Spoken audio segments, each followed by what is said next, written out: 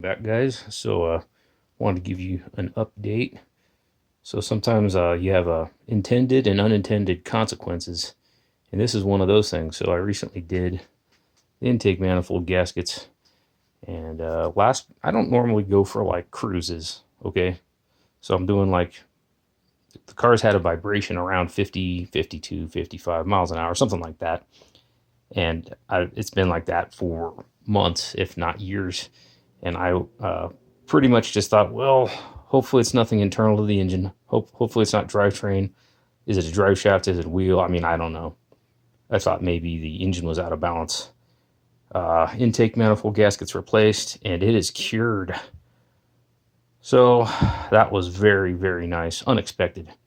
So all I can figure is it was probably had that little bit of a vacuum leak here, and that was enough to make it run lean and misfire. So that's all gone. And so now it is running awesome. So hope you guys are working on fun stuff, and I hope you're having a great weekend. Peace.